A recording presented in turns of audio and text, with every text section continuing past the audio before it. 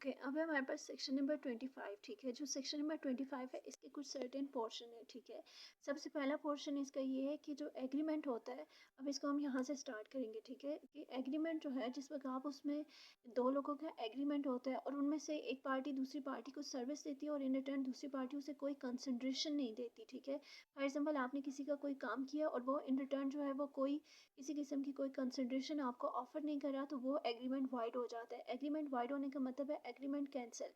Cancel का ये मतलब है कि जैसे ये एग्रीमेंट कभी एग्जिस्ट ही नहीं किया। ठीक है, कंसिडरेशन का मतलब होता है कि समथिंग इन रिटर्न, के मतलब जब आप किसी को कोई चीज़, फॉर एग्जाम्पल कोई चीज़ बुक देते हैं, वो इन रिटर्न आपको पैसे देता है, पैसे नहीं देते तो कोई सर्विस देते हैं, सर्विस नहीं देते तो कोई आपके साथ इन रिटर्न प्रॉमिस करते हैं। ठीक है, तो यहाँ पर कि फॉर एग्जाम्पल वो कोई काम नहीं करेगा, इस चीज़ का प्रॉमिस किया जा सकता है। लेकिन जिस वक्त आप क्या करते हैं कि कोई भी कंसिडरेशन ऑफर नहीं करते किसी दूसरी पार्टी को, तो आपका एग्रीमेंट वाइड हो जाता है। ठीक है, अब इसको एग्जांपल से समझते हैं कि for example I promise to give rest 10,000 and you give nothing in return. For example मैंने एक बंदे को जो है वो 10,000 दिए। ठीक है, और प्रॉमिस किया और उसने मुझे इन रिटर्न कुछ भी ना दी, ना कोई सर्विस की, ना कोई चीज़ डिलीवर की मुझे, तो ये एग्रीमेंट जो है वो वैलिड नहीं होता है। ठीक है, एग्रीमेंट वैलिड होने के लिए अगर एक पार्टी आपको कुछ दे रही है तो आपने भी इन रिटर्न दूसरी पार्टी को कुछ देना है। ठीक है, लेकिन हमारे पास एक्सेप्शंस है।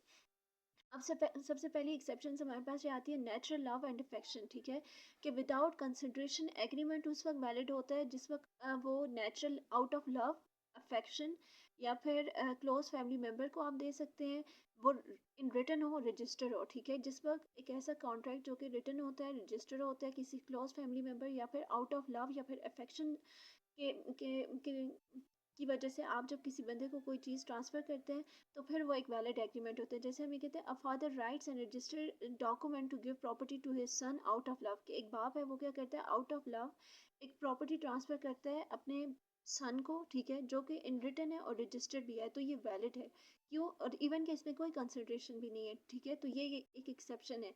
ये सेक्शन हमें ये बताती है कि विदाउट कंसिडरेशन एग्रीमेंट वाइड होता है, लेकिन out of love, affection, written and register close family members को आप out of love without consideration भी चीज़ दे सकते हैं। फिर उसके बाद नेक्स्ट है वॉलंटरीली एक्ट ऑलरेडी डन। ठीक है, अब इसको भी पहले एग्जांपल से समझो। अली है, उसे एक लॉस्ट वॉलेट मिला है। ठीक है, उसे किसी का वॉलेट मिला है। ठीक है, और वो जिसका था उसने उस ओरिजिनल ऑनर को जो है वो वापस कर दिया। ठीक है, जिस वक्त उसने उसे प्रॉमिस किया तो उसने उसे 5,000 एज अ रिवार्ड दिया। ठीक है, तो ये भी दरअसल क्या है, वैलिड है। ठीक है, कि उस वक्त आपका एग्रीमेंट तो नहीं हुआ था, लेकिन उसने आपको आपका ही लॉस्ट वॉलेट वापस किया और आपने जब उसे पैसे दिए तो वो वैलिड है। अब देखो इसका मतलब है कि अगर एक बंदा है वो किसी बंदे को कोई चीज़ वॉलंटरीली अपनी मर्जी से देता है। ठीक है, वॉलंटरीली, ठीक है, खुद देता है and later you promise them. ठीक है, और फिर बाद में आप उससे क्या करते हैं, प्रॉमिस करते हैं, आप उसे कुछ चीज़ देते हैं, तो वो भी वैलिड एग्रीमेंट है। ठीक है, मतलब यहाँ पर वो जो एग्रीमेंट जो परफॉर्म कर रहा है, ठीक है,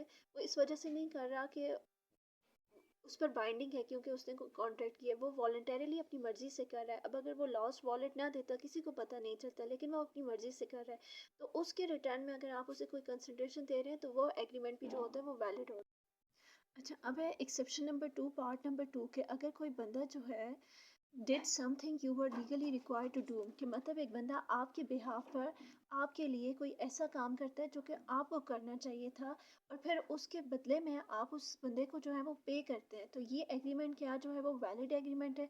अब देखो हम ये कहते हैं कि दो पार्टीज़ के दरमियान कॉन्ट्रैक्ट होता है, फिर कंसिडरेशन डिसाइड होती है, फिर एक पार्टी जो है वो किसी को कोई चीज़ डिलीवर करती है, दूसरी चीज़ पार्टी कोई चीज़ पैसे देती है एज अ कंसिडरेशन ना। तो अब यहाँ पर ये जो है वो एक जनरल एक्सेप्शन की बात की जा रही है कि कॉन्ट्रैक्ट नहीं है उन दोनों के दरमियान, लेकिन उसके बावजूद भी एक पार्टी दूसरी पार्टी की जगह कंसिडरेशन पैसे दे रही है।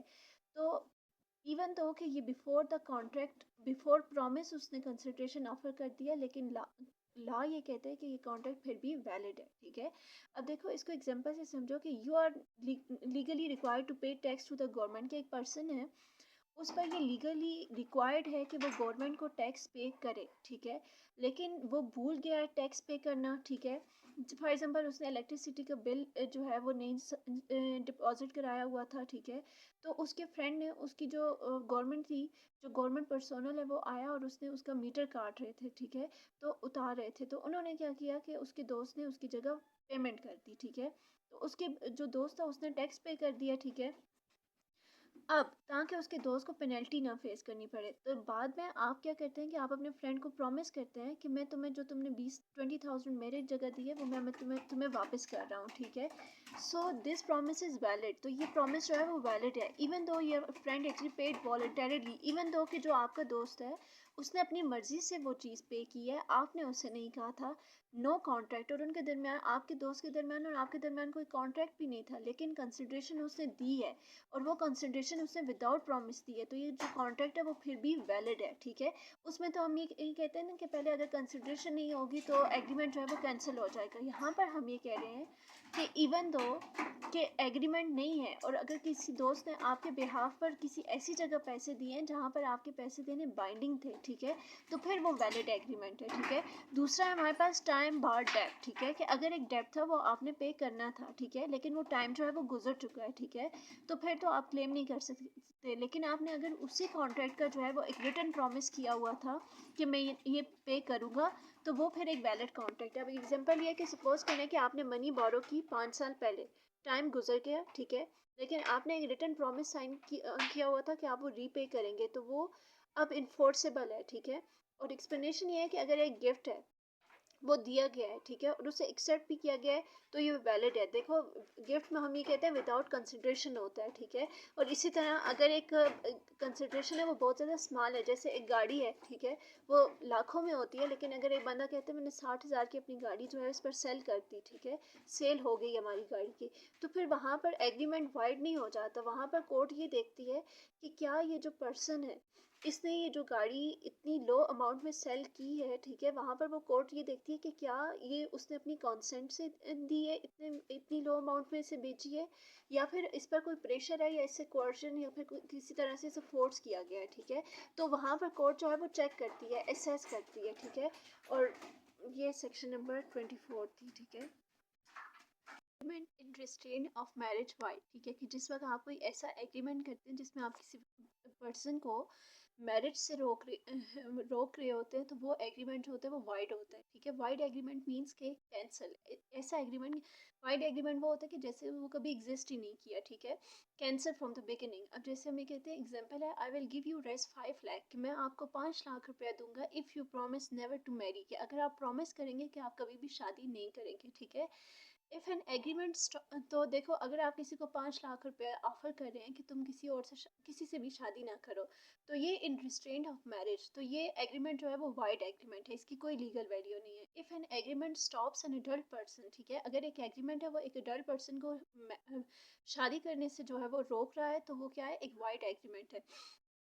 लेकिन एक्सेप्शन है, एक्सेप्शन ये है कि आई प्रॉमिस टू पे रेस्ट 2 लाख टू एनीवन, कि मैं प्रॉमिस करता हूँ कि मैं 2 लाख रुपया किसी ऐसे पर्सन को दूंगा कि जो कि मेरे बेटे को जिस वक्त वो 18 साल का नहीं हो जाता उसे शादी से रोकेगा। तो ये एग्रीमेंट जो है वो वाइड एग्रीमेंट नहीं है, it is a valid agreement, ठीक है, क्योंकि जो माइनर है उसे आप राइट नहीं देते मैरिज का, ठीक है, since the person is minor. Section 27 ये कहती है कि agreement in restraint of trade white saving an agreement not to carry a business of which the goodwill is sold।